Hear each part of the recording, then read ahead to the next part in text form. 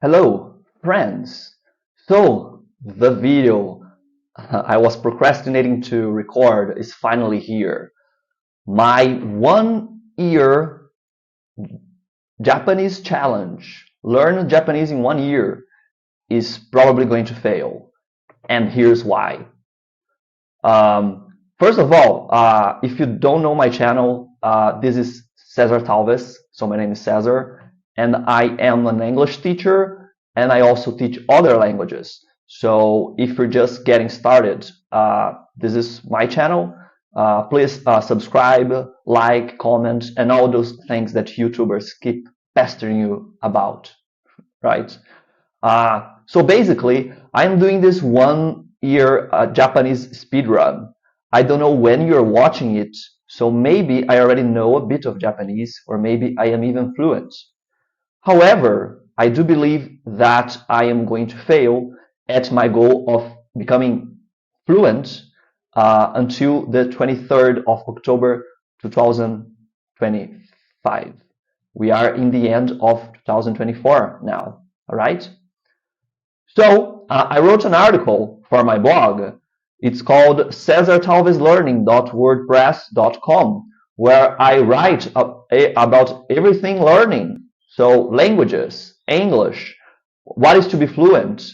I have a review of Fluent Forever's methods, which I used to learn French quite well. And I'm actually going to rewrite this entire blog post soon.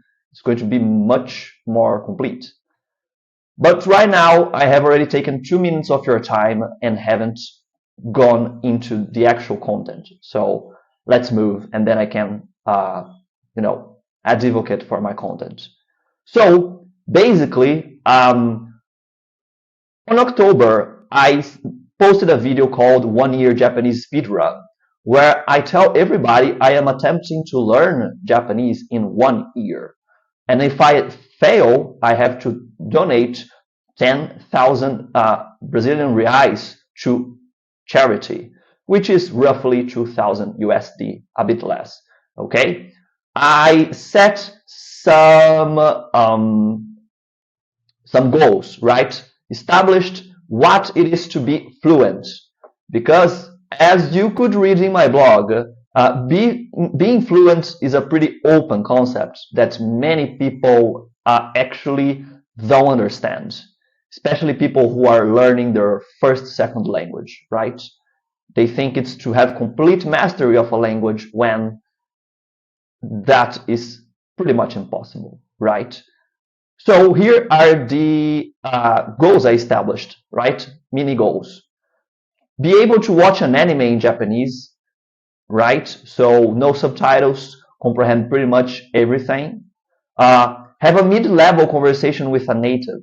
So I'm going to get a native in front of me by the end of 1 year, and I'm going to ask him, hey, just throw Japanese at me. And if I can understand pretty much everything, I'm done.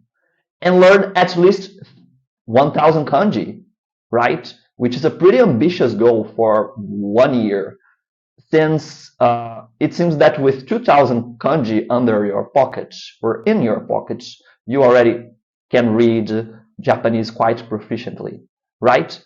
So the constraint of donating helps motivate me, because I am losing something if I can't reach my goal, right?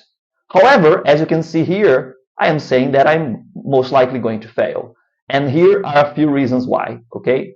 So 4 minutes in, and we're diving into the actual content. To help you, I'm going to put a link to this moment on YouTube, okay?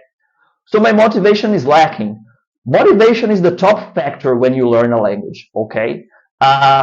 People are searching all day on YouTube and other places and asking me questions all the time about what is the most efficient way of learning a language. Well, the most efficient way is being ultra motivated, because if you do that, the method is pretty much not important. Go to YouTube and you're going to see people learning Japanese just from watching anime and putting stuff on Anki and having like almost perfect pitch accent, which is a topic I'm not going to delve in, but it is important when learning Japanese. But my motivation is super low. I'm doing so much other stuff. And some of this stuff that I am doing is here, right? Like so many other stuff that I think are just as fun as learning Japanese, which are taking my time away of actually learning Japanese. For example, recording videos for YouTube and helping people learn English and other languages, for me, is much more interesting than learning Japanese at this point, right? Meditation. I am a meditator, so meditation is a core aspect of my life right now. I write for 2 blogs, so I have a personal blog and also this blog, which I'm going to link in the description. I have to manage social media for all my projects, which is extremely painful. I have an intern, right, helps me with my projects, and I have to coach her. I have a reading list, which I'm going to make public in the video. And this reading list just becomes bigger and bigger as days pass. I finalized, so I finished this book, and it is fantastic. Saints and Psychopaths. I recommend it, right? And I started Musashi, a 3,000-page book to help myself. And here's what I have to read. So, I play 5 instruments, yeah, and I take classes of 4 of them, which means that I need to practice them at least to maintain my current level of skill. I do a lot of yoga, and then we get to learning Japanese.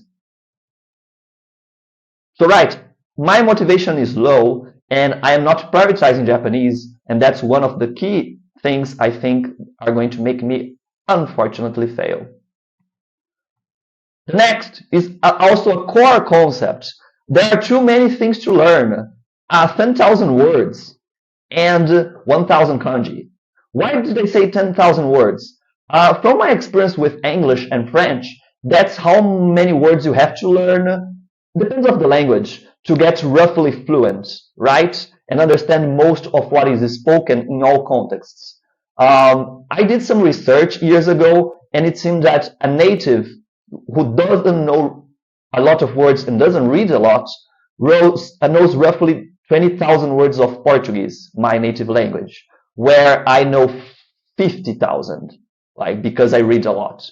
And I probably know more words in English than a native, actually, because my English is C2, right? Because I consume a lot of technical content, like psychology, even physics and psychiatry, right? So my vocabulary is pretty wide in English. So I came with this small number that I think 10,000 words, good enough to hold a basic and mid-level conversation, understand most of what happens in animes, which is pretty fantastic and wild in nature. And obviously, I told myself, hey, 1,000 kanji, why not? And then we do the mathematics, right?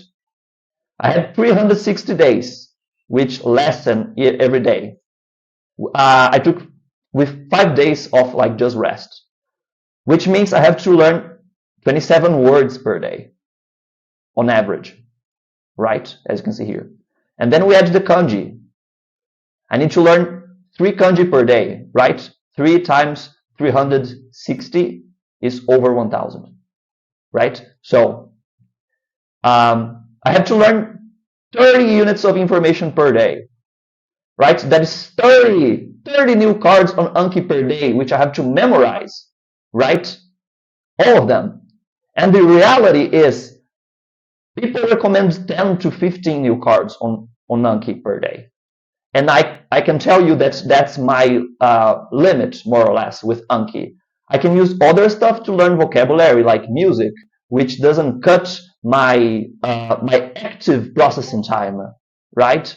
But this is already being a bit hard, since I don't have the motivation to keep it up, and therefore I don't have the discipline as well. All right, let me have some coffee here. And I am getting extremely bored. And I see other people get bored as well. People get bored with Anki and they just start doing other stuff that's funnier, that's more interesting. And Anki has a problem I was not aware in the past. I mean, I wasn't aware consciously, but I was aware unconsciously, which is you start memorizing flashcards and not the vocabulary. Because every flashcard contains a piece of information that helps you retrieve the answer without having to 100% pick it up from the abyss of your mind. However, these people are getting fluent with Japanese, which surprises me. Doesn't surprise me a lot. I did already expect that, as I know that grab your notebooks, immersion time, and consuming your language is essential. And one of the pivotal points, is pivotal a word? I hope so, of learning a language. And then we go back to the kanji problem. Although at first I thought I should memorize them individually, many YouTubers are in favor of passive learning them through vocabulary alone. What does that mean, Caesar? Well, it seems that studying kanji individually is inefficient because you're never going to know how to pronounce them in context within words, right? Where the pronunciation, which could be onyomi or kinyomi or I don't know what yomi, haven't memorized that yet, is constantly changing. And I'm going to link TRENTON's channel and his video on why learning kanji is a waste of time. And I already told him that I would be giving him like free YouTube time every time I made a Japanese video. So he deserves it. Different from my videos, which are improvised, have no editing whatsoever, and I just post them hoping that they're going to be useful in the end. He actually takes time to edit his videos, right? So much that I'm going to actually come here and show his channel because you might not click, right? This is the guy, right? Good avatar. See those beautiful thumbnails, which he has to Photoshop, right? Good content. I watched all of them except this one because I don't care about what critics are saying about his content, right? This is good, this is gold, this is gold, this is gold. And I'm probably going to watch his old videos. And I would love to have his contact information to talk with him. So, oh, he has some shorts. I assumed he would have no shorts because whatever. All right, back to my YouTube channel. So that's basically it, right? So I finished the article with the conclusion that I am not going to be able to reach my goal of learning Japanese in 1 year, but I am doing a lot of research and testing with myself as a guinea pig, and I might have a few lessons for you, right? Which are going to hopefully, if you're watching this video, I think you're definitely interested in learning a second, third, fourth, fifth. If you have learned a fifth language, you don't need my help at this point. But if you're probably learning Japanese and you're interested and you're like, well, what is this guy doing? So take away. If you're trying to learn Japanese, be careful with how much stuff you're learning on a daily basis. Don't set a very high goal. Set a moderate goal.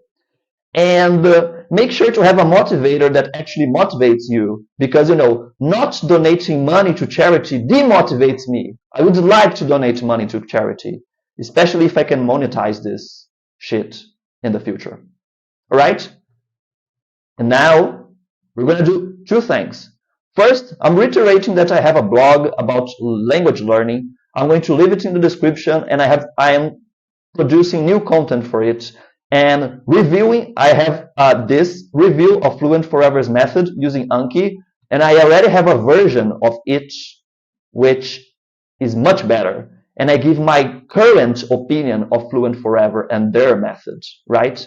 And this article already has 4 likes from people I have no idea who they are. So this is good, I guess. And then the next video, or not. I'm considering whether I'm going to say the things I have to say, which are, I can learn Japanese in 1 year, and here's how I'm going to do it. But you just spent 15 minutes saying it was impossible. Well, nothing is impossible, right? Just depends of how much energy and focus I can put on it, right? And as I did the mathematics, and I just need to learn roughly 30 units of information per day, complicated things, yes, I'm sure, but that's doable, and just deprioritize everything else I'm doing and learn Japanese 8 hours a day, which I can do because I give few English lessons, right?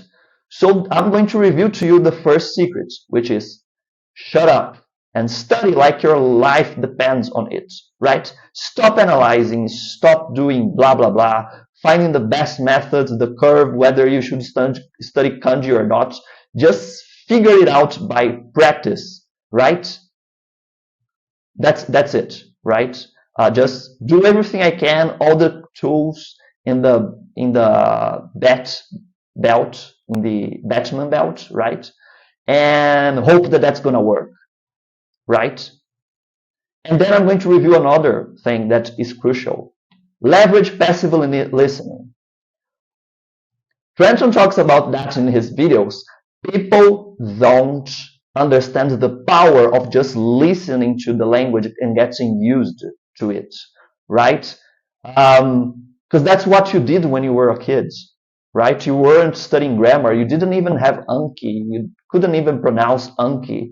But you somehow learned by listening and grabbing things up slowly but surely, right?